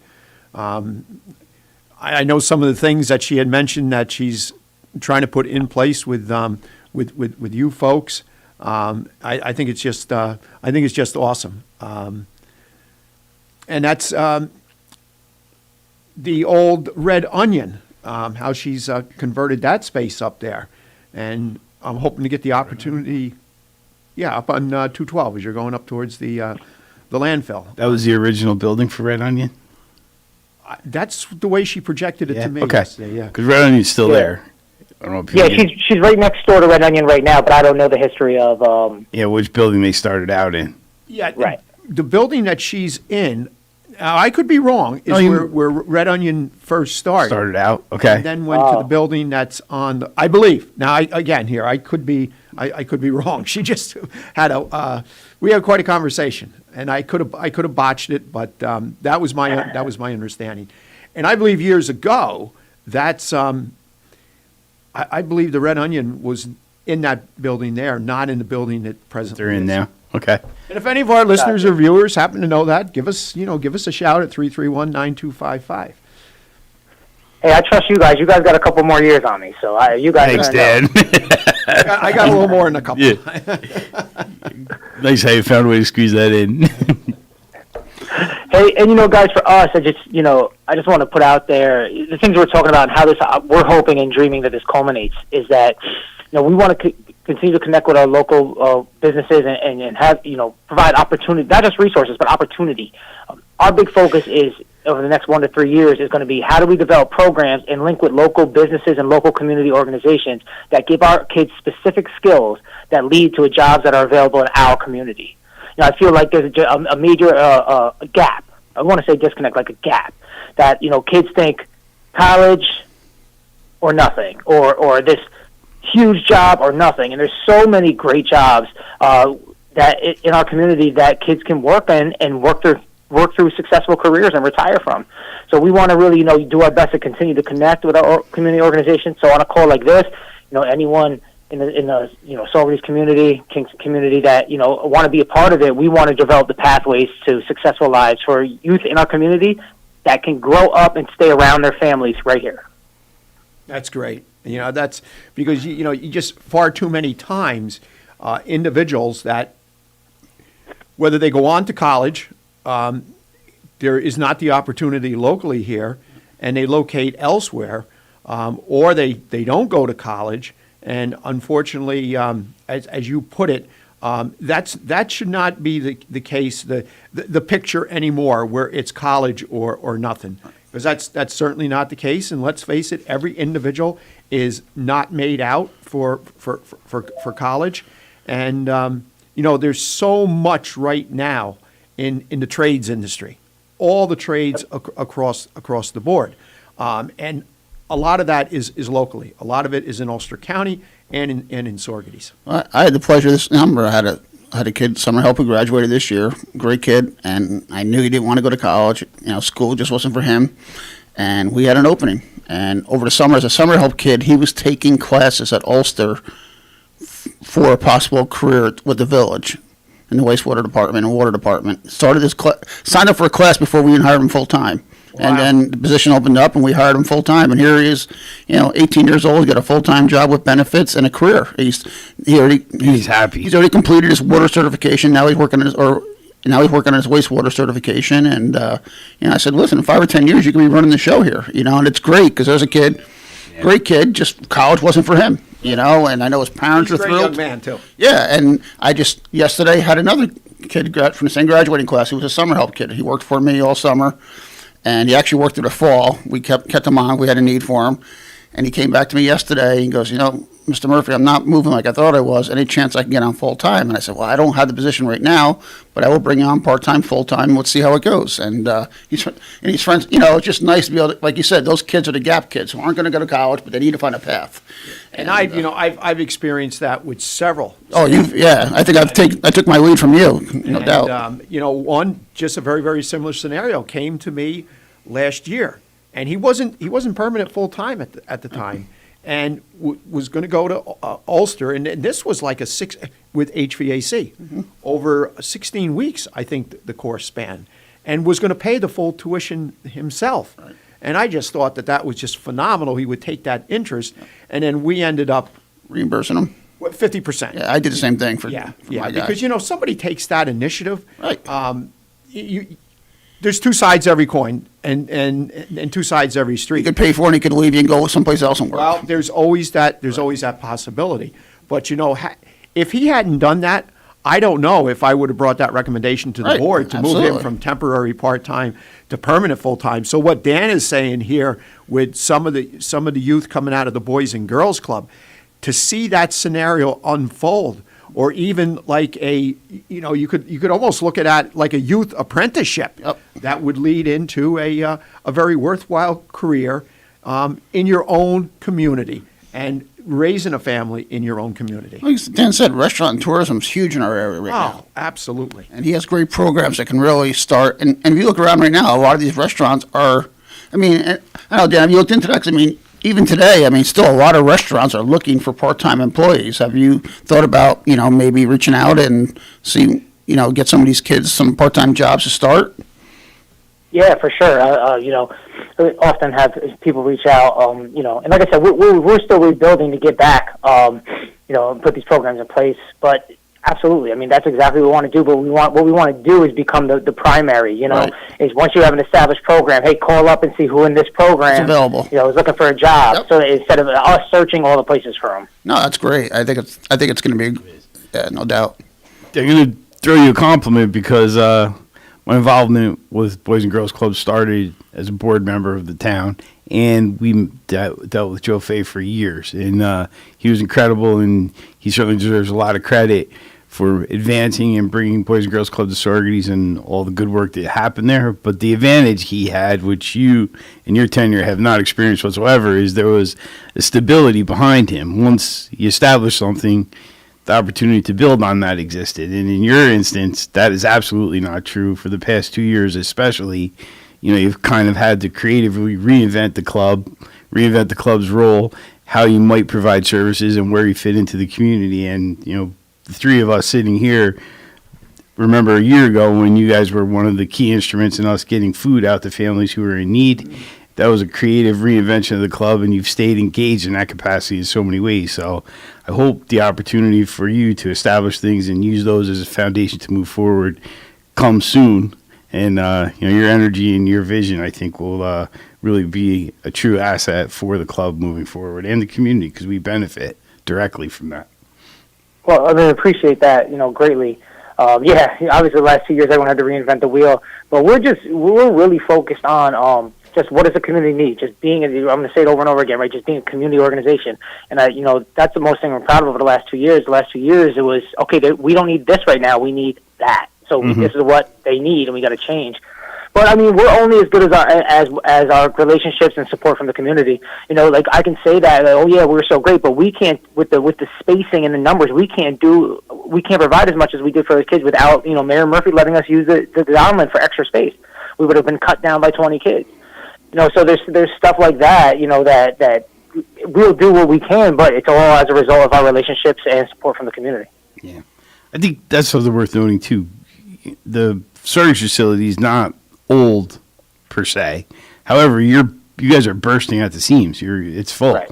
And then some. You have developed a need for more space and creatively found ways to do that. But long term on the horizon, I imagine you have some type of capital plan in mind. Yeah, that's the biggest struggle for the Boys and Girls Club in Saugerties is that we've outgrown the building, and where it gets really difficult, it's not even just space as much as targeted programming, right? You're talking about ages. We go in Saugerties, we go 6 to 18. That's a gap, and when they're in one space, it's difficult to provide targeted activities. Appropriate conversations with a 15-year-old is not an appropriate conversation with an 8-year-old. So, finding those ways, the little nooks and crannies to try to get into to have these conversations become difficult. And then often at times, there may be some younger parents who are deterred because of the age gap that's in there, and maybe some older kids who are, there's a lot of younger kids. And, we dealt with this in Kingston. We just have a larger facility, so we've been able to get to a point to where we can divide it, and you can see the response, grow. And I'm just hoping to try to figure out how to make that same thing happen in Saugerties, just so we can grow, reach more kids, provide more targeted programming. But I mean, you're spot on. I mean, we're busting at the seams, and we're outgrowing the space.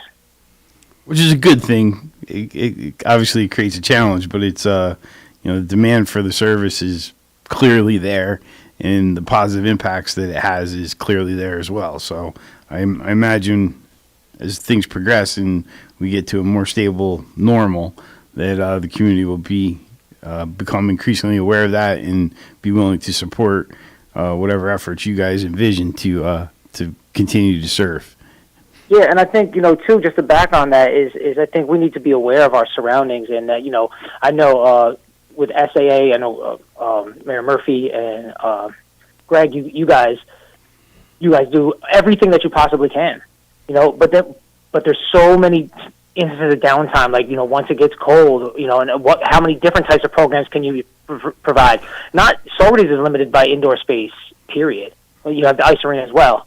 But I say this because, I'm obviously in two communities, and when I'm in Kingston and I talk to the kids, and there's the Y, the Hodge Center, the club, the downtown center, the midtown center. It's just such a conglomerate, and that's just off the top of my head, of places, and we do need more space for our kids in Saugerties. Yeah, that's very that's very, very evident, and I mean we've experienced that with the SAA not being able to provide any of the volleyball leagues because there just is not that space available any longer. Well, because of COVID. Right. Yes. Big part of it, right? But even though before the pandemic, it was getting tighter. It was getting tighter and tighter and tighter and more difficult.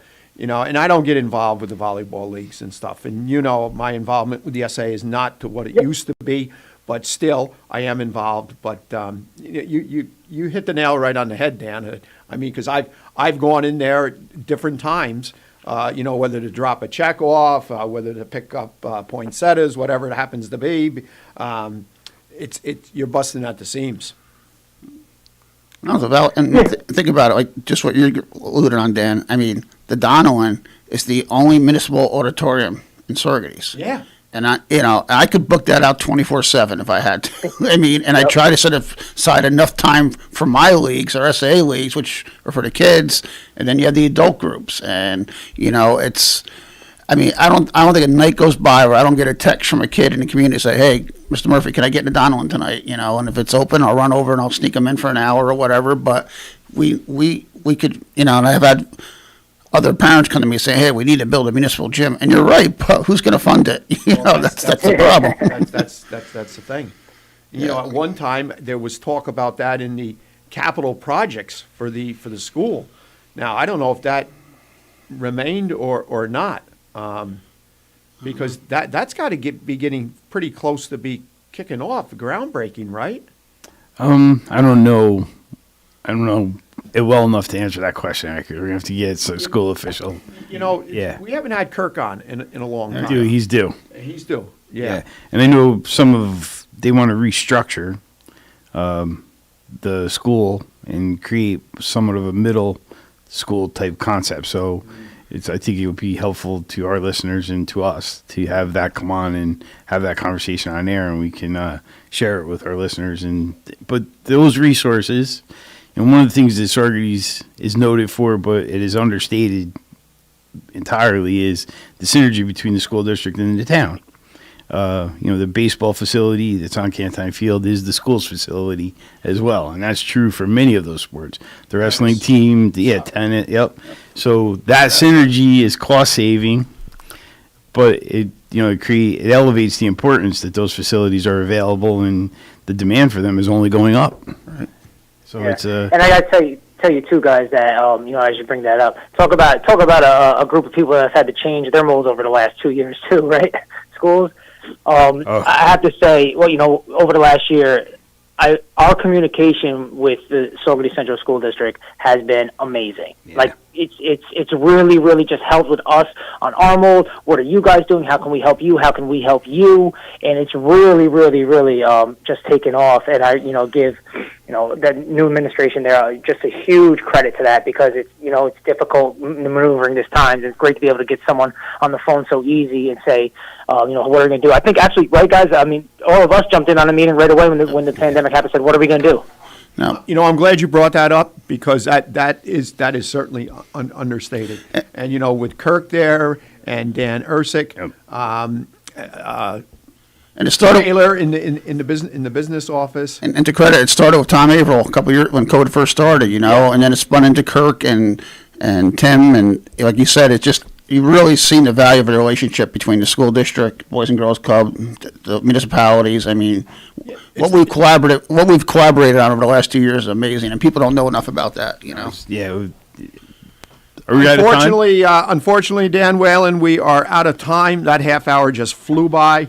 Thank you for taking time out of your very, very busy schedule, and I'm sure we'll have you on the air.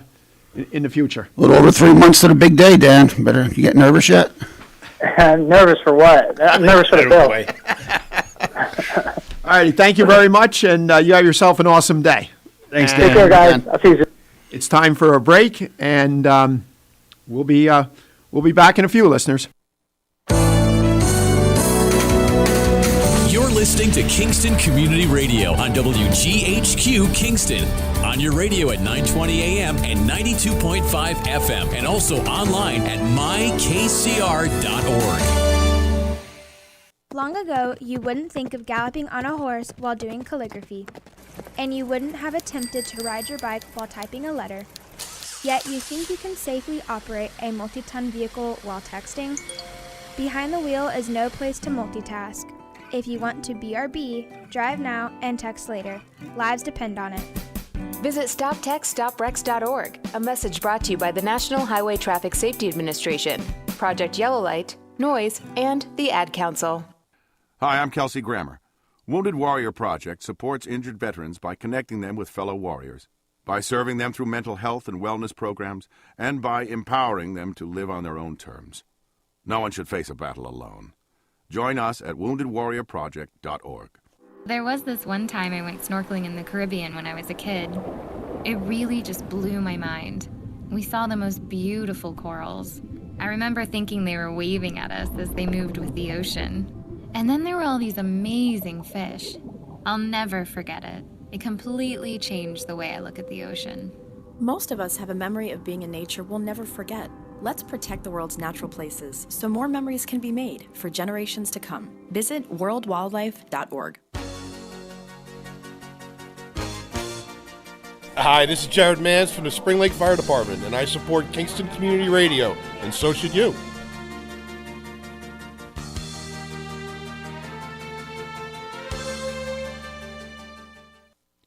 This portion of Kingston Community Radio is brought to you by Ulster Savings Bank.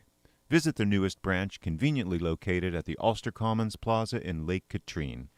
Experience the difference that local community banking offers with the convenience of another great location, easy access, plenty of parking, and a 24-hour ATM. Ulster Savings Bank, invested in community, invested in you. Member FDIC. And you're not safe there. Thank you, Lawrence, and welcome back, viewers and listeners that have been with us. And we're already in our last half hour, believe it or not. 331-9255 is our call-in number. In the studio here with me is Supervisor Fred Costello from the town of Saugerties. Good morning. Village Mayor William Murphy, who's getting a refill on his coffee. And on the line, I believe we have Jillian Crane. Good morning, Jillian. Yes, you do. Yes, good morning. Good morning, Greg. So for our listeners and viewers, what is your official title capacity? I am president of the First Responders Children's Foundation. Okay, I thought so, but I didn't want to introduce you saying that in case I was wrong. I knew that because I looked at the webpage yesterday. Oh, that's right. Sorry, right? Very good. Well, thank you very much for taking time out of your very, very busy day. And, you know, I'm sure there's a large percentage of the Saugerties community, maybe not so much after the last 2 years, of everything that you folks do with the children's first responders. So we'd love to hear about that and all the good things you have done and the 2 successful events over the past 2 years that have taken place at the Cantine Complex. So give it a whirl there. Well, thank you, and thank you for having me on this morning. I really appreciate the invitation, and it's been really wonderful to spend time up there in Ulster County with you and with all of the members of. There's so many wonderful first responders there, and really, I mean, I'll give a brief description of who we are for people who don't know. But First Responders Children's Foundation started 20 years ago in response to 9/11, actually, when 800 children lost a first responder parent on that day. And from there, we've basically become a national organization, and we're in most every state with many of our programs, which are scholarships for children of first responders who've been killed or injured in the line of duty, or first responders who are currently working and have financial issues and need help with college. We also provide bereavement assistance, and sadly, through COVID, that's been, a very large part of what we've been doing. And we have a mental health program that we're working to expand and looking to expand, especially now. And then our wonderful event that we had with you all up there is our Toy Express, where we brought, maybe 50,000 toys and worked with Kingston and the fire department and the sheriff's department to bring toys to the first responder agencies and also to children up in the area. So people came with their cards and we gave out toys, and it was really a great way, I think, one, to help with some mental health stress, but two, to bring a little joy to children of first responders and just children in the communities who've really been struggling with anxiety, with fear around COVID, and also just the financial situation right now is difficult. So our toy partners were very helpful in that. And actually, we were in 100 cities around the country in this Toy Express. So hundreds and hundreds of thousands of toys went out this year. We were in Kentucky where they had the tornado. One of the volunteer firehouses was destroyed by the tornado. And so we brought toys for those first responders who really were, just in complete upheaval so that they could bring a little joy home to their children. So that's pretty much what we're doing. And actually, CSX is one of our partners, has given us a $20,000 scholarship just for this area in Ulster County to find a child of a first responder who is in need of a scholarship. So if anyone's listening, please do go to our website and see the application process. That's phenomenal. And, just listening to what you said, I mean, seeing the joy on some of those kids' faces.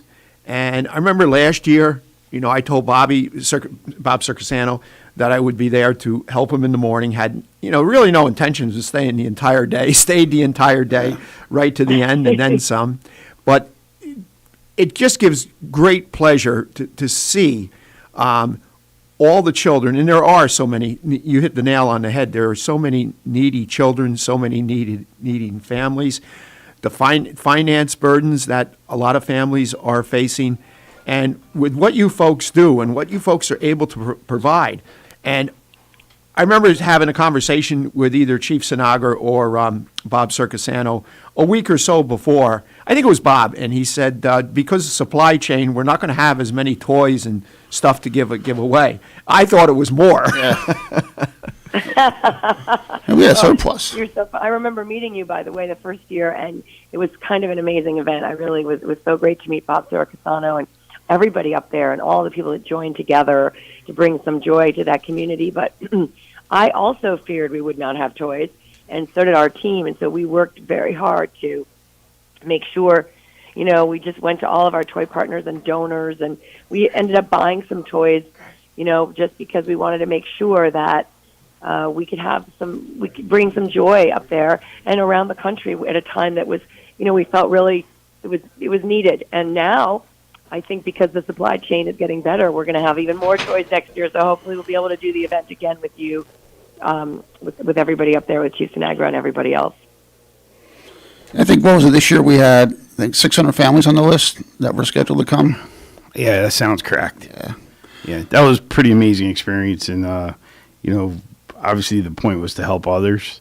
But I think we helped each other by being there and sharing in that Christmas spirit. I know I was there with Greg opening boxes and unloading vans, and I certainly left feeling better than I did when I got there.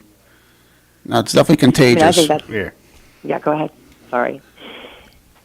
No, we were celebrating that that is what Christmas is all about. It was pretty. It felt great to be there. It felt great to be part of that energy, and I think that was shared by all that participated. Certainly, Starter Motors and their staff kind of sets that bar, but all the firehouses that were there, and all the volunteers that came, it was. I think it was special for everyone.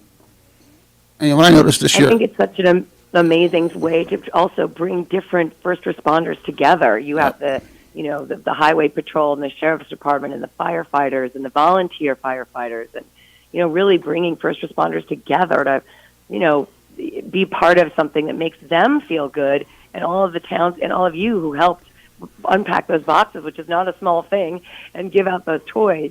And we have a staff member up there named Joanna Black who helped organize that event and brought us up there the first time to meet everyone. So this is a really important relationship to the foundation. Yeah, I remember when Joanna first contacted me last year. This is Bill, and it took me a couple conversations with her to wrap my head around it, and and the first thing I said to her, I said, you need to talk to Bob Circasano, and she's like, I already did, and I'm like, well then, that's just the way to go, obviously. And last year we combined the two because of COVID. This year Bob still did his own giveaway on our Christmas in the Village, and then we had, which I think is even better because the people who missed Christmas in the Village then got an opportunity a week later to, come to the second giveaway. So I think we definitely hit many more families this year than we did the first year. Yeah, without a doubt. Yeah. Without a doubt, because we had the double whammy and two opportunities. So. It was a beautiful day, too, man. It was like... It was wrong. It was wrong to be there. It was in the 60s. It felt great. Like you said, that you get there, I'm like, all right, I'm going to go up there for an hour. I was there for 2.5 hours. Yeah, it's like, you don't want to leave. And I noticed this year with the first responder volunteers, the firemen and the policemen, same people we had last year and a whole nother crew. Mm-hmm. Like, it's becoming contagious between them. Like, there was twice as many first responders there this year helping out than there were the first year. And I know we spoke about this before, but I don't want to let it go because I think we're so proud of the program. But you folks are the grant sponsor for the Lights On program. And that, I was going to say that as well. That, we were so proud that we were the first ones to do that, and we certainly would not have been able to do that without the support of the foundation. And I think that is it. That is the reinvention of policing and how policing will look in the future. And that is really what they're out there to do, is to protect and serve, and being able to go to someone who has a light out and say, we're not going to ticket you for the equipment violation, but we're going to give you a voucher to help you make the repair. That's proactive policing, and I think that benefits residents who can build a better rapport. You're not going to feel intimidated when you see a police officer if they're truly there to help. One of my daughter's friends who slept over the last week, she got up in the morning, she's like, Bill, I'm like, what? She goes, I got one of these last night. And it was to get her lights fixed in her car. I said, oh, you got pulled over, huh? Yeah. And I'm like, she goes, what's it mean? I said, take it to the, take it to the dealer. Sawyer. And Sawyer and get your lights fixed. She's like, oh, okay. She goes, I really didn't understand why he was giving it to me. So it was kind of cool to see it working. It's a great program. It is such a worthy program. You are an example to be set for the rest of the country. We were so proud to be part of that. I think Lights On is really not only community policing, building bridges to the community from the public safety end of things, but it's also bringing in the community itself, like, the car dealerships, right? To say we're going to help with this process because you need your community, you need the first responder agency too, you need the city. And I think if that were done in other towns in this country, it would be a huge, huge success, and it would be a really important way, I think, to give people a different perception of policing, right? That when you get stopped by a police officer, it's not going to make your life necessarily worse, right. Where you get a ticket that you can't afford, and then it just propels you downward, right? Mm-hmm. It just seems, just such a great way, and we've been part of other programs to really help first responder agencies build that bridge. I think it's a really important part of the mission of the First Responders Children's Foundation, and I hope we can do more of it. And I hope people in other places will come to you and say, how did you do this program? And really follow in your footsteps, because we were honored to partner with you and Chief Sinagra and everybody up there. It's a really powerful and great program for so many reasons. It is. And I think those reasons make it inevitable that will spread to other agencies across the country. And I just, it's hard to predict how long that's going to take, but the reasons that make it the right thing to do are true in any community across the country. So I do believe it will spread. Another thing you folks worked on, I think gets understated, is your commitment to the community and the work you did in New York City restoring parks and basketball courts.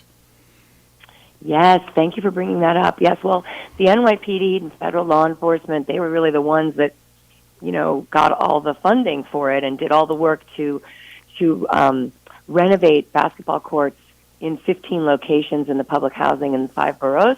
And they're not finished. There are going to be some parks happening soon as well. With the same idea, right? The message is these are communities that aren't necessarily cared for, that feel sort of left out, underserved, living in places that aren't ideal for children necessarily. And they went in and said, okay, we're going to renovate these spaces. We're going to bring the communities here. We're going to show them that we care. And also, we found a way to just, I guess one of the chiefs called me the summer Santa, because we provided toys and book bags at all of the events over the summer. So we could bring a little joy to the community while supporting the NYPD, federal law enforcement, and other foundations came together to say, hey, we care. We want to help children have a different reaction to the police when they see them, when they see public safety. We want to, even if it's just, this moment of non-tension and of support and care. And seeing first responders playing basketball with the kids and giving out toys to the community, those kinds of things.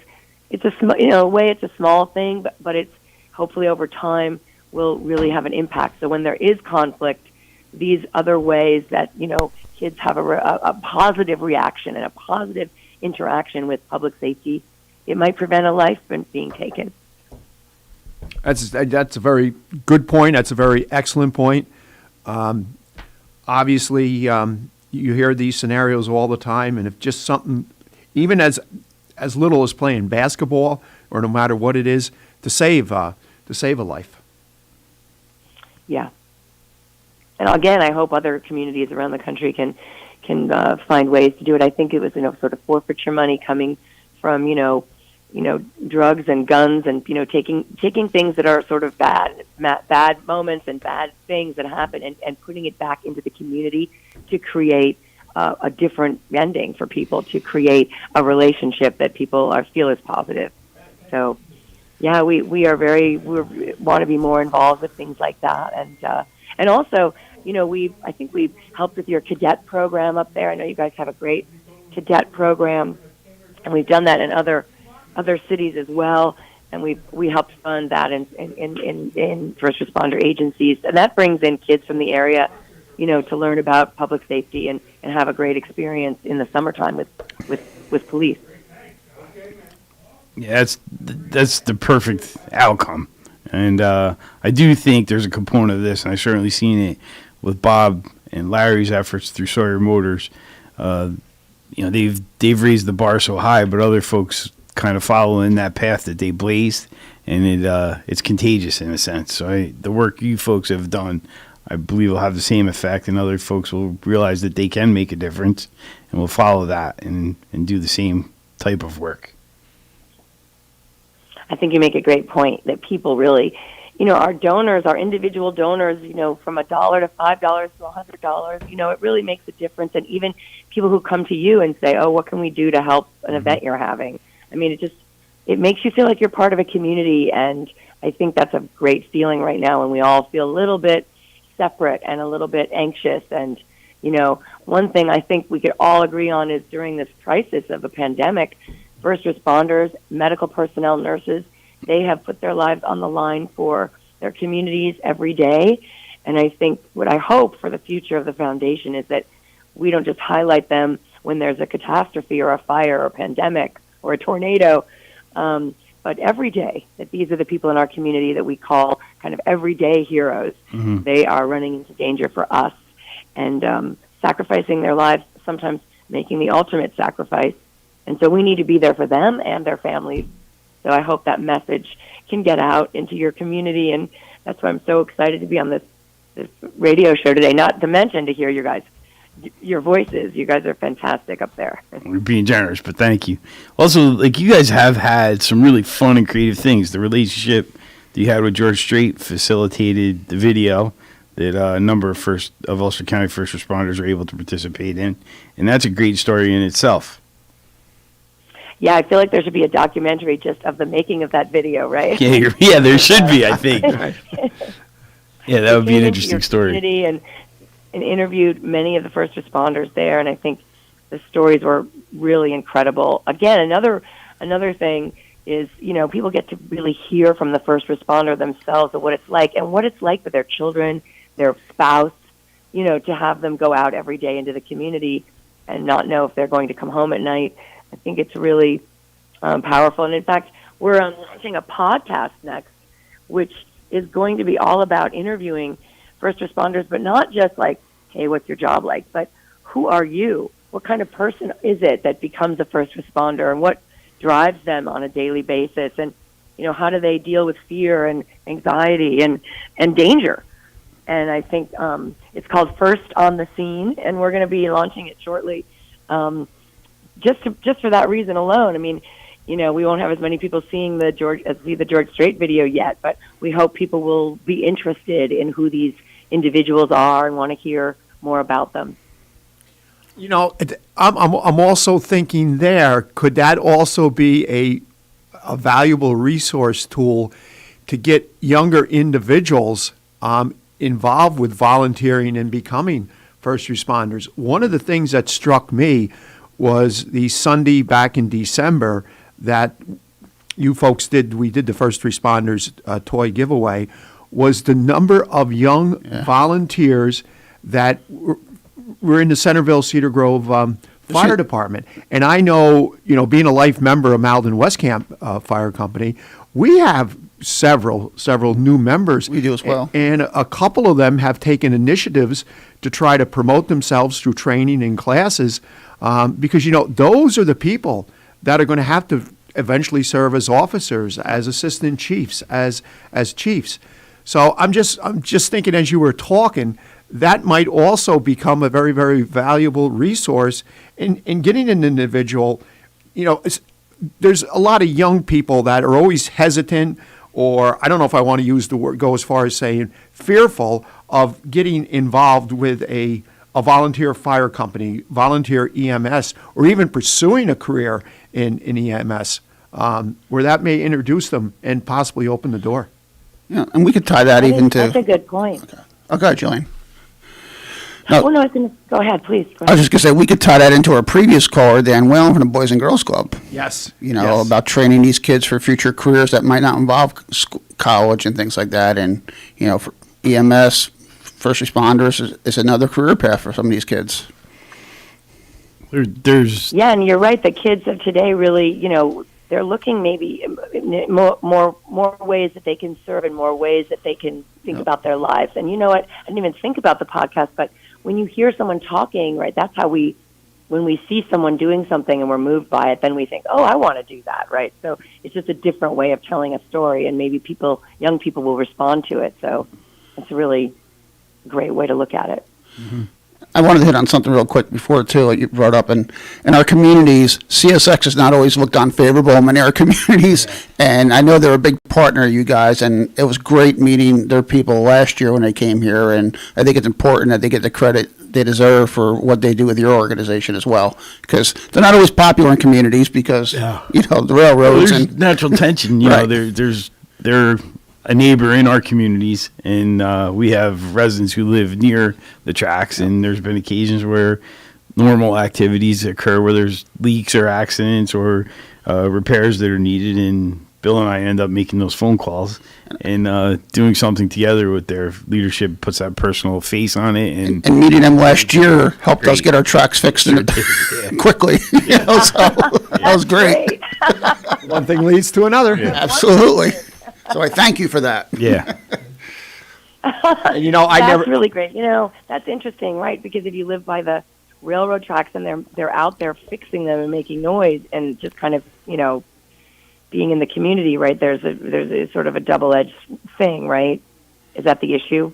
Yeah, it's exactly the issue. It's a tremendous resource for economics and transportation. However, trains can be noisy, and the infrastructure that supports them can be need maintenance and repair, and that's many residents. That's their experience. They're not. We don't think about, well, that's bringing me my fuel oil, or that's bringing me whatever. They just see that I had to wait, and that gate hasn't worked well in 3 days, and the bump that I go over when I cross the track is destroying the suspension on my car. Or I had to wait in the line at the Ulster Avenue crossing that stretched back to Elizabeth Street or back to 212 or, 32. Someone told me once there's 26 trains that go through Sorges a day. Yeah, I heard that too. Really? Yeah. Most of them are overnight. I think the majority are overnight. But there's literally been times I've gone to CVS, hit a train, came out of CVS, hit another train coming back. I got to play a lottery ticket tonight. Well, I thought that only happened to me. One of the curious... CSX has been a great partner, not only for the Toy Express, but for many things. And actually, it was CSX that when COVID first happened, and we were focused on scholarships and other things, I thought to myself, well, no one's really going to care about scholarships this year. We really have to do something. What about all the volunteer EMS, as you just brought up, and people who are going to lose their jobs and not have any safety net, who are going out and protecting their communities and picking people up in ambulances and all these things. So I said, should we go back to CSX and see if we could take their donation this year for scholarships and start a COVID-19 financial emergency fund and emergency hardship fund, and they agreed. And because of that, we were able to start, make the announcement that we were addressing COVID, and we were the first foundation in the first responder community that did that. And because of that, people recognized us. We were part of a big concert with Elton John. In the beginning, that Fox iHeart Concert for America with Elton John, it was that living room concert back then in March. And because of that, we were able to really grow and raise money and get the word out about who we are in other places that we hadn't been before. And that really helped us, change everything. So CSX really has been a great, great partner to First Responders Children's Foundation. And I let people know that all the time, too, when they ask about your foundation. And I always tell them that CSX is a big part of it because, again, people only want to look at the negative, and they've been a huge asset here, and they deserve the credit for what they're doing. And it does create challenges for us. The rail corridor that goes through Ulster County, links the port of Newark and the ports in Brooklyn. Right. And so a container that may come in to the port of Newark but needs to be put on a ship in Brooklyn has to travel from New Jersey through Ulster County, across the river by Coxsackie, back south into the boroughs to get loaded on a transport ship there. That is the only crossing, the one by Coxsackie. So this is a pretty vital and important piece of the national transportation infrastructure. And, it does come with some inconvenience, but we do have good partners there that help us when there are problems. So, absolutely. Well, that's good to know. So you guys are a huge, really, your community is like integral in the supply chain of this country. So you should feel good about that, at least. That's a good thing to be able to say, although I'm sure it does cause some issues. Well, we like to say we set the bar high here in Saugerties. Yeah, we set the bar high. We do. You guys are making it really hard for me not to want to move, get a place up there. Really, every time I talk to you, it's just, what's going on here? We'd love to have Great you. Yeah, there's some really nice housing stock available right now, and we're only a hop and a skip. Yes. Yeah, tell Al to come to Saugerties. We can use him up here. Love to have him. If you don't move, just visit more, because we enjoy it when you do stop by. I still want to see him in that Santa costume.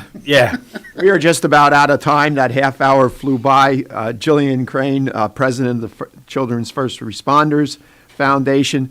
Thank you very, very much for taking time out of your busy schedule. I'm sure you had more. We'll have to get you back on here in the near future. But thank you very much, and have yourself an awesome day. Happy New Year's. Happy New Year.